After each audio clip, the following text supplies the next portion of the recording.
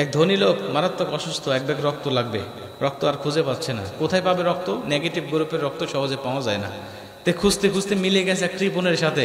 কৃপণকে ডাক দেয়া, ভাই কৃপণ রে, আমাকে এক ব্যাগ রক্ত দে। কৃপণ কয়, তোর মাথা খারাপ, আমি ভাতই ঠিক মতো খাই না, আর আমি তোকে রক্ত দেবো, আমি সেই পেলে আর?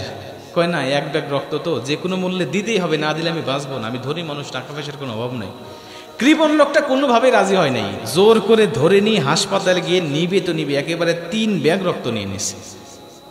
কৃপণ কাঁদতেছে, আমার সব নিয়ে নিল রে, আমার সব নিয়ে নিল, আমি তো গরিব মানুষ, দিন আনি দিন খাই, কামলা দেই, আমি এত রক্ত আমি দেওয়ার পরে তো উঠেই দাঁড়াতে পারবো না।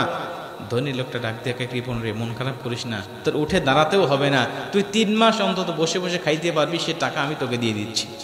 এই বলে পকেট থেকে চেক বাহির করে 3 লক্ষ টাকার একটা অ্যামাউন্ট বসায় দিয়ে ওর হাতে একটা চেক ধরা দিয়ে বলছে, যা, তোর রক্ত পেয়ে আমি খুশি, তোকে 3 লক্ষ টাকা আমি হাদিয়া দিলাম। কৃপণ 3 লক্ষ টাকা হাদিয়া পেয়ে ডাক দিয়া, ভাই আমি আরো 2 ব্যাগ রক্ত দেবো। কিন্তু মারা যাওয়ার কথা, কয় ভাই আমি আরো 2 ব্যাগ রক্ত দেবো। কয় না, এখন লাগবে না, লাগবে যখন আমি তোকে ফোন দেবো তখন। 3 মাস পরে ফোন দিছে আবার, কৃপণ কোথায়? কয় আসি তো বাসায়। কয় জলদি চলে অমুক জায়গায়। কয় কে? রক্ত লাগবে।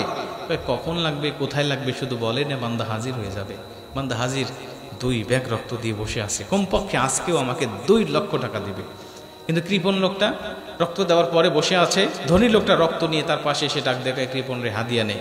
এই বলে পকেট থেকে চেক বাহির করার বদলে 2 টাকার নোট বাহির করছে 5টা, তার মধ্যে 3টাই সেরা, মানে 10 টাকার মধ্যে 6 টাকা অসল, 4 টাকা ভালো। ওর হাতে দিয়ে বলছে, কৃপণ রে, নিয়ে যা।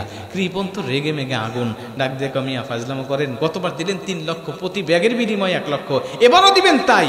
আর তা না দিয়ে দিচ্ছেন আমাকে 10 টাকা, তাও 6 টাকায় সেরা।